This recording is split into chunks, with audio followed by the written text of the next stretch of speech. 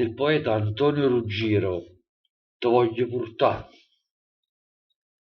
ti voglio portare a dove vero mare, a dove stanno roce in coppa all'onna, come se stanno rinda stucce chiare, o più felici e belli tutti i suoni.